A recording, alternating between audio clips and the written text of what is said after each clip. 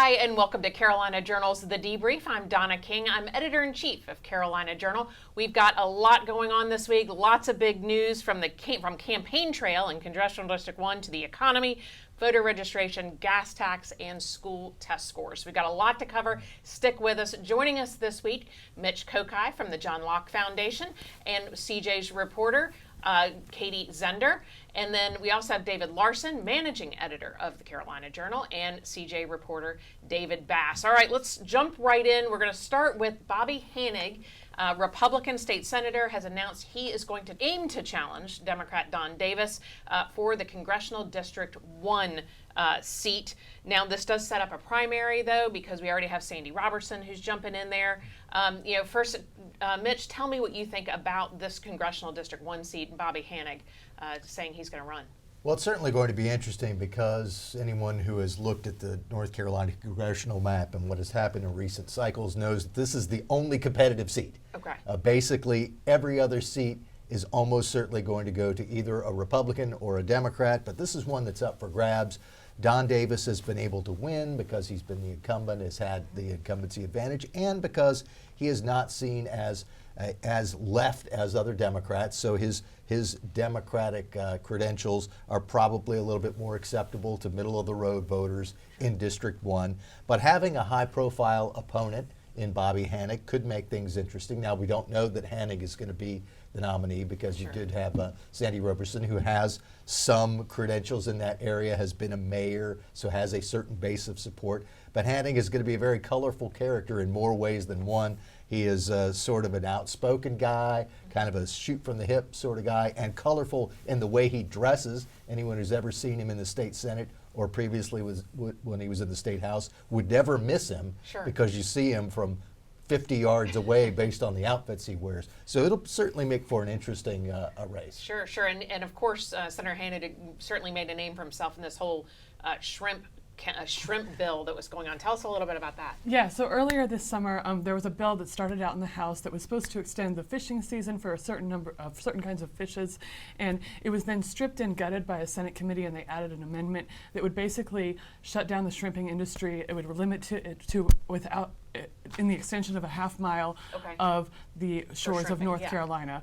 And so that's when Senator Bobby Hanig really came to his constituents and really came to fight for them, because they got all up in arms about this bill because it's essentially shutting down their industry. And so he rallied hundreds of shrimpers to come down to the General Assembly, and they were there. I was down there for a press conference about the shrimp bill, and they were all over the place in the lobby, and there were people in shrimp costumes, and they were very upset about this because it would basically shut down their industry. And it was a very bipartisan issue. We even had Representative Pricey Harrison, who's a Democrat, coming to fight for this issue as well.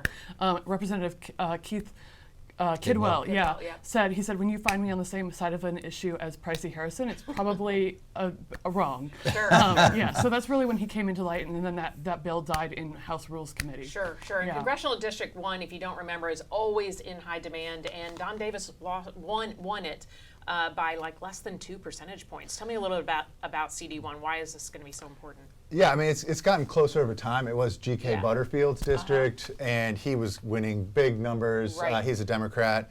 And then over time, that area's gotten, it's a rural northeastern North Carolina, and it's gotten more Republican over time. And they've also redistricted it, so, parts of Greenville or ECU campus are no longer in there to help out, well, it makes it a little more favorable to Republicans, let's just put it that way, over time. And so a couple cycles ago, they had a full primary for the Republicans to see who would be on that side. Ended up, Sandy Smith barely got in there. She wasn't able to win it. She lost by, maybe 3 or so points. And then it got a little closer last time with Lori Buck out. They didn't have quite as crowded of a primary. Sandy Robertson had been the second place one a couple cycles ago against Sandy Smith. So he's done this campaign. And, I think Hanig and Robertson, however you say that, they're going to be probably the two main ones. I don't know how many others will jump in because that was kind of the issue with Sandy Smith. Maybe wasn't seen as the strongest candidate to go up against a traditionally Democrat district. But there are so many candidates that she kind of got herself the MAGA lane a little bit. She would wear the red hat around. So she was able to barely eke out over that a 30% to avoid a runoff. Right. And we'll see how it goes with these two. But You think that Bobby Hanig will lean into the Trump MAGA trend? I do think so. I Okay. think he's a big personality. He's been in the House. He's been in the state Senate. Right. By House, I mean State House. Sure. And he's a big personality. He's got funny kind of folksy sayings, and Yeah. he wears kind of loud jackets. I was thinking almost if you worked at the legislature, you were always interested in what his jacket's going to be for that Yeah, day. yeah, of course. I was thinking kind of like Alma Adams says, she wears many hats and she leans into Yeah, the hat a bunch thing. of different hats. He could do that, like a man who wears many jackets and Sure. go through his different, roles. Many jackets. Roles that he's had. That could be a good ad Sure, for him. sure. But in his announcement, he did say "America First," Okay. which is a So that's a MAGA signal, term. That if Sandy Robertson's probably going to lean into more of the establishment Right. lane. He doesn't seem quite as MAGA. He was a kind of a moderate Republican mayor of Rocky Mount, which is a more left-leaning city. Right. So maybe Hanig will lean into Sure. if there's two main lanes, he might lean more into the Trump lane, and we'll see Yeah. what happens. So, David, tell me what you think. Don Davis has been a Democrat, but really forced to do sort of that moderate lane because that's one seems to be his personality, but also his district. Definitely, yeah. Do you think we'll see more of that, or do you think it'll be a battle for the middle, or will he have to lean more progressive to go against somebody like Bobby? Yeah. I mean, the district is the most competitive in Sure. the state, so I think down the middle is going to be more common. But what's interesting with Davis, though, is it's kind of illustrative of where things have gone in terms of he's not exactly the blue dog Democrat of a couple Right. decades ago. He's considered moderate because he might go off the reservation on a couple of issues from Sure. Democrats. But if you look at his voting record overall, it is very much in line with kind of what Washington Democrats want. So Okay. there is that issue there as well. The one thing with Hanig, I think, just looking at his style choices, it would make C-SPAN a little Yeah. bit more interesting to Yeah, watch it at would. times. Make C-SPAN great again. He could make Sure. that. Yeah, of course. that They might have to argument, do so. the white balance on the cameras a little more Yeah, often. yeah. Like, We have to what tweak it color a is little that? bit. Between the mustache and the jackets, everyone will know who he is, certainly. Let's talk about this. If you've had Labor Day weekend, this past weekend, hopefully you had a great time, family and friends, celebrating. But, we wanted to talk a little bit about Labor Day. You've got a great column coming out on Labor Day, but maybe it's time to recognize that there's a broader economic spectrum. Yeah, I think everybody enjoys that Monday off. You have cookouts and you hang out with your Sure. family and friends. But the history to that, not everybody's aware, is actually from a lot of far left, socialist groups, labor unions, kind of were motivated to make that holiday to celebrate. Kind of in economics, often it's seen as there's labor and there's capital, and they're in this eternal battle, and they wanted to celebrate labor. So that's generally been the aim there. But there is the other side of it that shouldn't be ignored, which is, without capital, there's a lot of sides to capital. There's capital goods, which are kind of like the factory and the equipment. There's funding, obviously money, but there's intellectual capital, like there's the patent and the ideas, all those elements. Without those, labor is kind of not fully useful. If you just have people working, like you think of an iPhone or something. Sure, the people making physically the iPhone, that's very important, but who came up with the idea for it? Who has the patent, who made the factory? And then there's probably millions of people.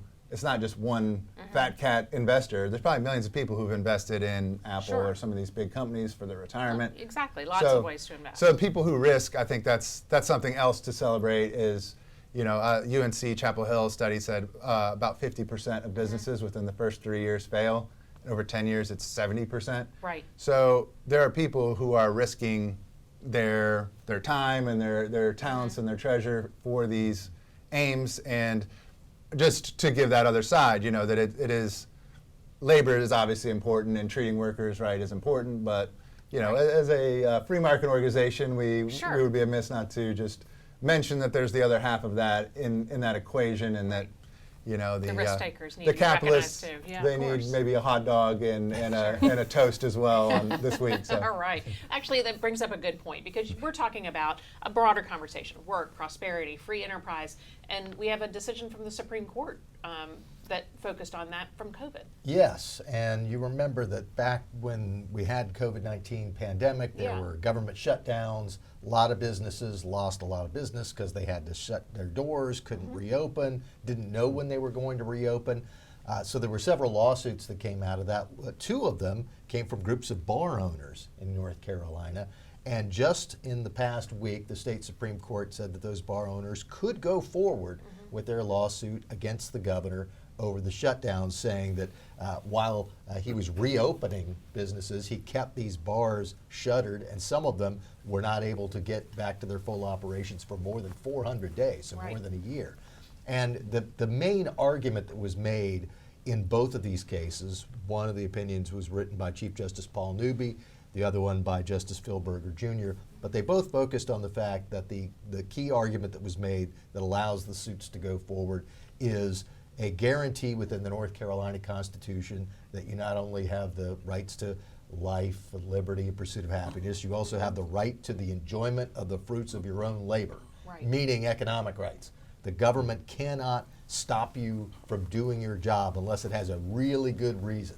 So the case is not over. The bar owners don't necessarily win.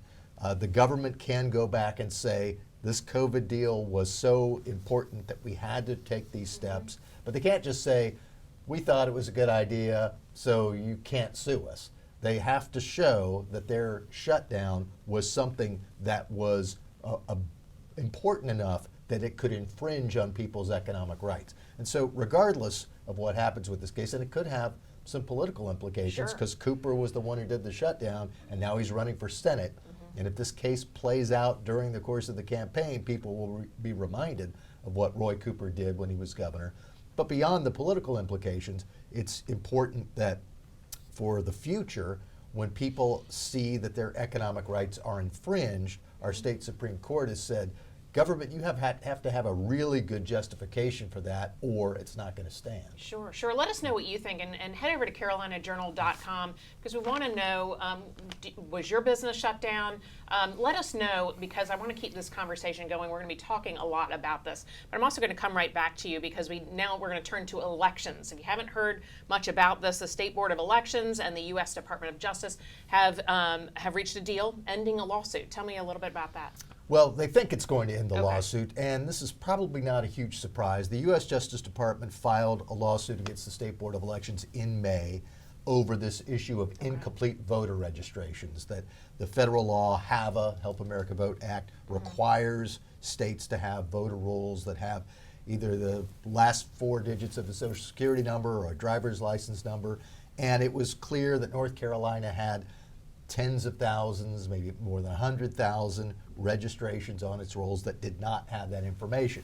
This was the source of a Republican Party lawsuit in 2024 that didn't really go anywhere. It was also one of the main issues in the Jefferson Griffin versus Allison Riggs Supreme Court fight that lasted for months after the 2024 election. But even after that was resolved, we still had all of these voter registrations that didn't have the complete information.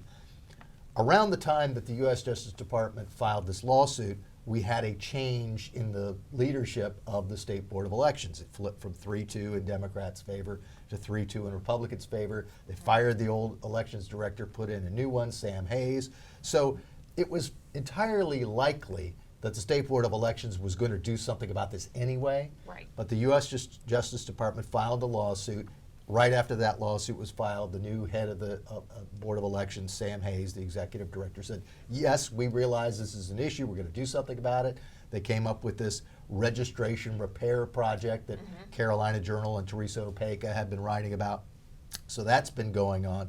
And now, after a few months, it looks as if the Justice Department is fine with what the State Board of Elections is doing. They've agreed to come up with this deal saying as long as this project goes forward and people get their information, that'll be fine. If they don't provide the information, they'll have to cast a provisional ballot and then supply the information. So both sides are fine. The reason why it's not necessarily a done deal is that some outside groups have tried to intervene as defendants. Democratic Party, NAACP, League of Women Voters, a group working with Mark Elias. So the Democratic contingent basically has been trying to get involved in this suit. The judge in the case has not decided whether they can. And in this proposed deal, the Board of Elections and Justice Department say, don't allow them in the suit. If you want to get their input, let them file a brief in the next couple of weeks, and then you can decide whether this deal is fine. So it looks like there's a deal, but it's not necessarily finalized yet. Sure, sure. So one of the questions is, if you got an envelope and you had something that said, hey, look, your voter registration is not complete, we need more information, what do people do? Yeah, there are several options for them. One of the options should not be throw it away. Right. Which I would think if I got that mailing, that would be my first inclination. Like, oh, this is garbage. Someone's trying to get my information and throw it away. But no, in this case, there actually is a need for you to supply the information. You could do it by filling out the form and sending it back. You can go to your local elections board office and give the information. You can also go online, fill out the information. So there are several ways to do it. At last report, there were still some 81,000 plus incomplete voter registrations, but they've already knocked out 20,000. So it's something that has already borne some fruit. Yeah, of course. You think that there's an extra fire under this before 2026? Yeah, I have. I'm kind of interested in it as like a political issue in a wider look, because there's been a long time where conservatives generally want stricter enforcement of rules, or they want to narrow, make it not as convenient, let's say, where fewer days of early voting, IDs, try to like letter of the law, which is more conservative anyways. You look at things like immigration or policing, generally that's more conservative to be more strict on rules, and Democrats are more open. But I was thinking about whether that is going to shift, because a lot of that's about motivation on the surface might be that low propensity voters have tended to lean Democrat for a long time. So the stricter the rules are, maybe, or the more they're enforced, often the better for Republicans and the worse for Democrats. So it's been assumed that these Democrat groups, they're always going to try to open things up a little bit, and conservatives are going to close things. But with Trump, it's actually been interesting that a lot of low propensity voters are now on the conservative side. So I'm wondering if over time those same motivations will stay that have traditionally been there. I mean, law and order is a conservative principle, so I imagine they don't want voter fraud and they're going to fight for that. But will they be as motivated if it turns out that early voting is now more Republican thing? Maybe there's more low propensity voters that are Republican. Well, the Trump effect has really permeated everything. What do you think, David? Yeah, no, it's interesting. I mean, there was a height of some of these election reform efforts, following 2020, obviously, especially in Republican states with the Republican legislature and whatnot. So now, after 2024, the election results there, now we're in 25, looking at how that's going to go progressing forward. It'll be interesting to watch, and to the point of how some of these shifts might occur, because the electorate for these presidential races looks a lot different the last couple of cycles than it had prior to that. So a lot of changes for sure. Interesting.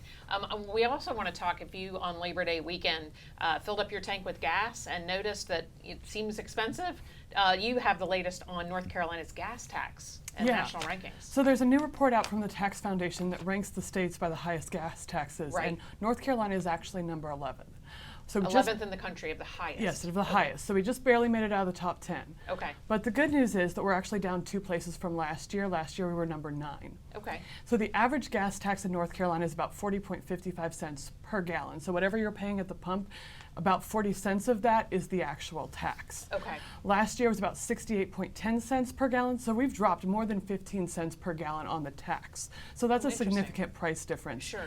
Some comparative states, Alaska is actually the lowest state, which holds steady at 8.95%. Okay. It's no surprise that California is the highest in the nation at 70.92 cents. I used to live in California. It's upwards of $4 a gallon there, depending on where you live in the state.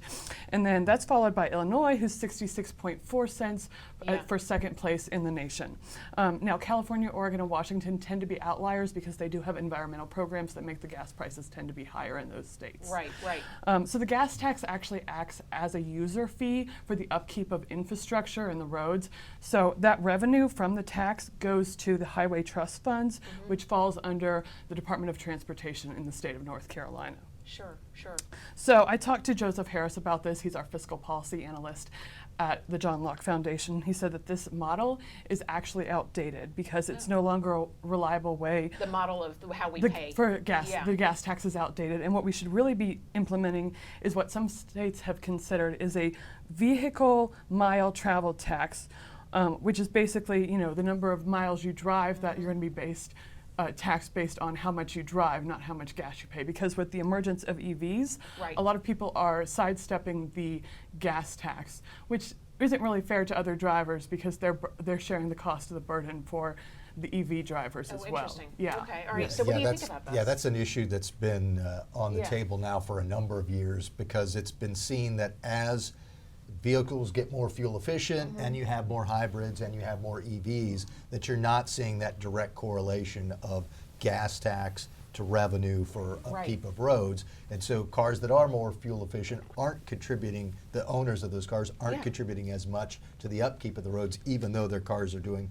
the same amount of damage to the roads as others. So there has been a talk for a long time about how do we replace the gas tax? Sure. Because the gas tax used to be seen as this really good user fee, and it's not as much anymore.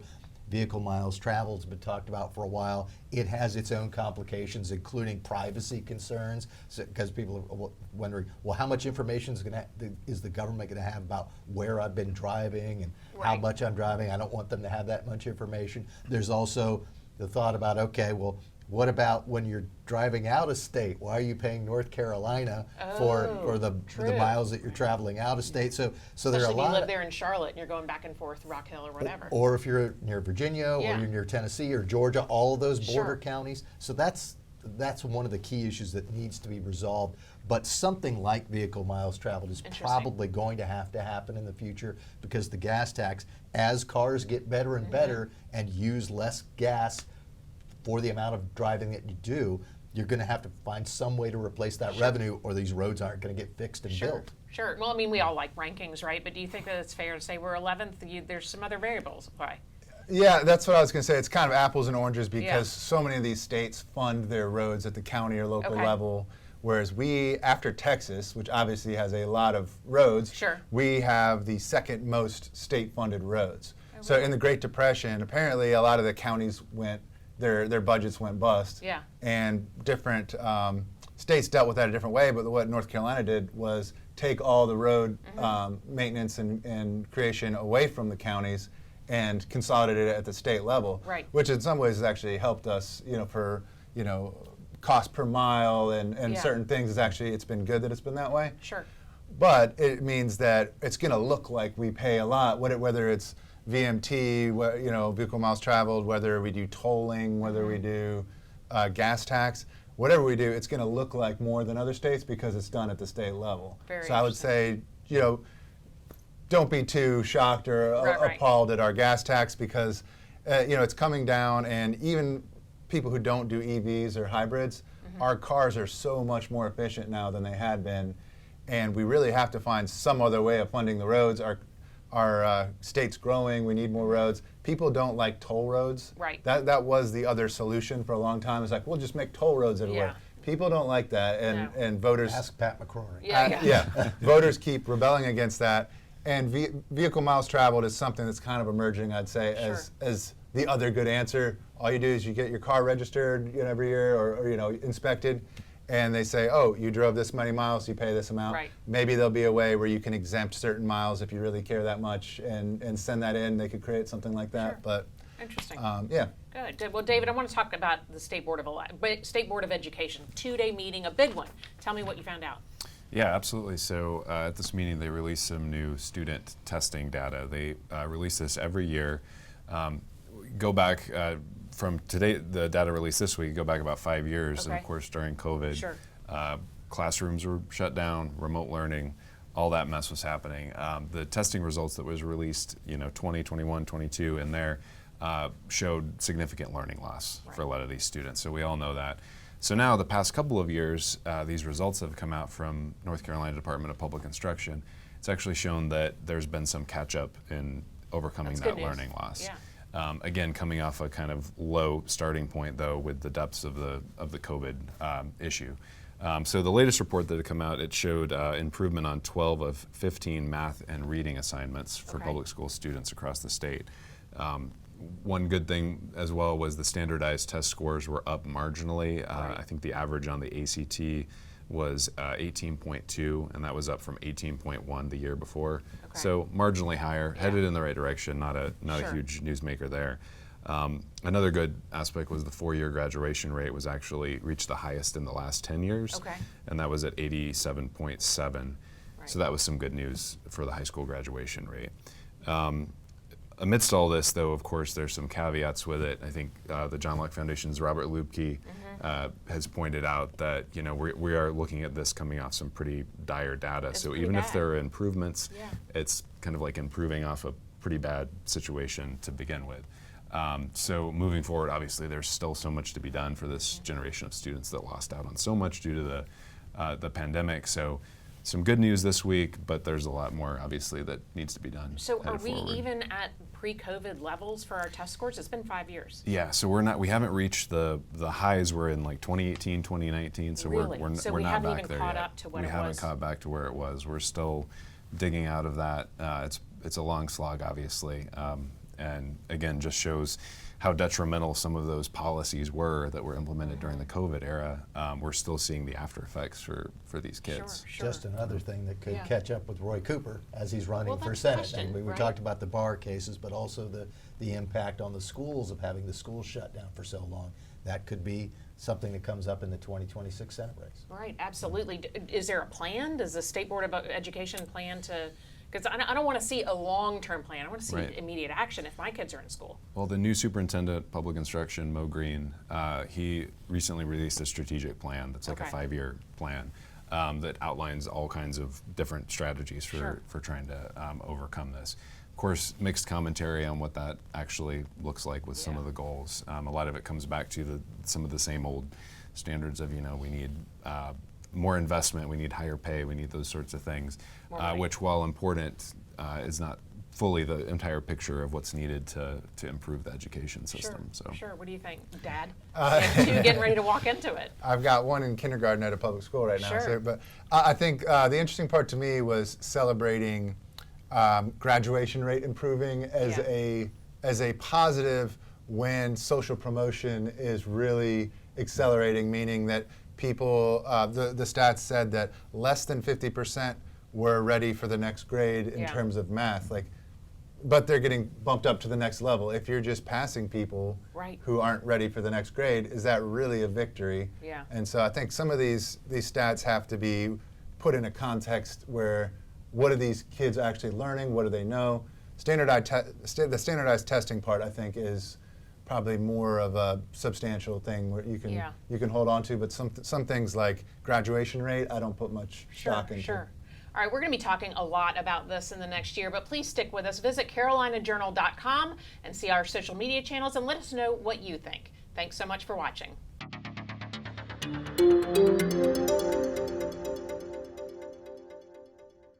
Did you learn something? Make sure you subscribe to Carolina Journal's YouTube channel and watch the Debrief every week, where we're going to be breaking down everything happening in your state government. And check out carolinajournal.com for the latest breaking news.